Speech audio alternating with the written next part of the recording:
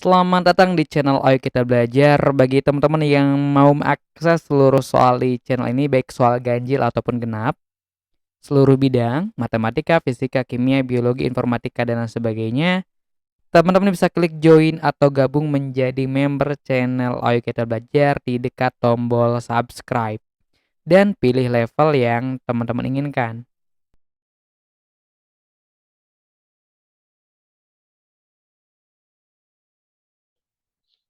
Assalamualaikum warahmatullahi wabarakatuh. Halo semuanya, kembali lagi kita akan bahas prediksi soal SNK bidang kebumian tahun 2024, nomor 9 dan 10. Oke, yang pertama nomor 9, ini soalnya. Kita mengenal tiga sel sirkulasi atmosfer dalam arah meridional atau utara selatan, yakni, kayak kita akan bahas. Oke, kita akan langsung bahas saja. Oke, jadi ini sempat kita bahas juga ya teman-teman di soal sebelumnya, di soal awal-awal nomor 1, auto 2 kalau nggak salah gitu. Oke, jadi ini basic di sirkulasi atmosfer. Jadi untuk sirkulasi atau sel itu dibagi menjadi dua pada dasarnya ya. Ada meridional. Meridional itu sel yang berorientasi utara selatan meridional. Sedangkan ada juga sel zonal. Kalau zonal itu berorientasi timur barat. Nah, untuk meridional ini adalah sel-sel besar yang berorientasi utara selatan, yaitu ada tiga. Ada Hadley, Farrell, dan Polar. Untuk Hadley adalah sirkulasi atmosfer atau sel atmosfer yang bergerak dari wilayah subtropis menuju ke tropis dan sebaliknya. Jadi dia bergerak dari wilayah subtropis ke tropis dan juga sebaliknya. Lalu ada sel Farrell. Kalau sel Farrell ini sirkulasi udara yang bergerak dari wilayah lintang kuda atau horse latitude atau lintang 30 ke lintang yang lebih tinggi di sekitar lintang 60 dan sebaliknya.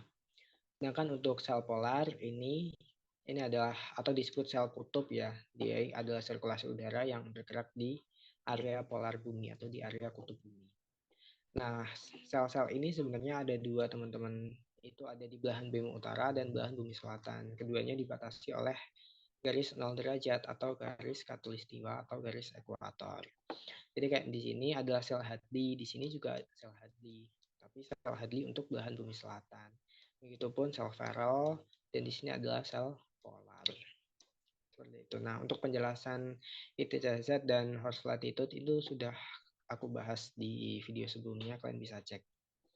Itu untuk sirkulasi meridional. Sedangkan untuk zonal itu ada yang namanya sel Walker, teman-teman. Kalau kalian pernah dengar, sel Walker adalah sirkulasi udara yang berorientasi timur barat kayak gitu. Nah, sel Walker inilah yang berperan dalam proses terjadinya ENSO atau El Nino Shorten Oscillation.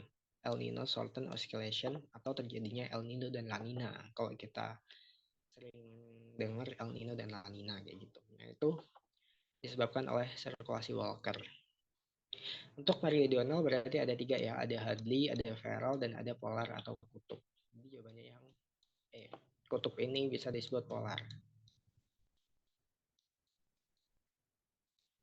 Oke, lanjut nomor 10.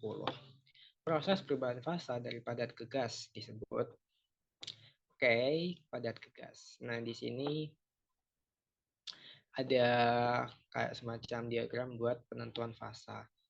Yang tadi ditanya dari padat ke gas ya teman-teman. Padat ke gas berarti menyublim atau sublimasi.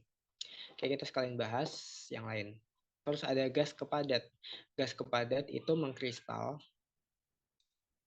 Nama bahasa Indonesianya atau nama gampangnya itu mengkristal. Atau kalau nama ilmiahnya itu deposisi, teman-teman.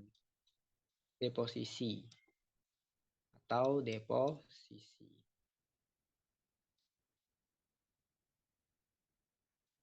Deposisi.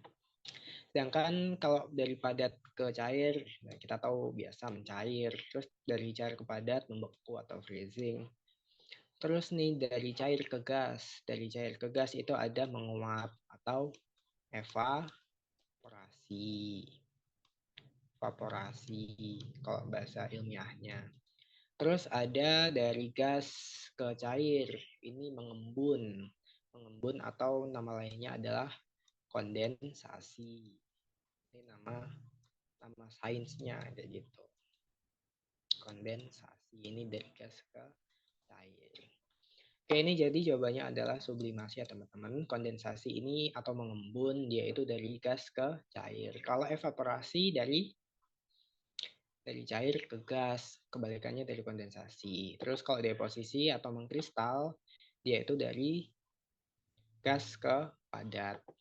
Lalu kalau infiltrasi ini bukan perubahan fasa, melainkan dia itu sebuah proses air. Jadi ada air yang masuk ke permukaan tanah. Nah, itu disebut infiltrasi. Jadi infiltrasi ini hanyalah pengecoh dan bukan bagian dari perubahan fasa. Kayak gitu. Jadi jawabannya yang D, sublimasi. Oke, sekian pembahasan kali ini. Semoga bermanfaat. Tetap semangat. Bila ada kurang lebihnya mohon maaf. Kalau mau koreksi boleh banget di kolom komentar. Kalau mau tanya juga di kolom komentar juga nggak apa-apa. Semoga bermanfaat. Wassalamualaikum warahmatullahi wabarakatuh.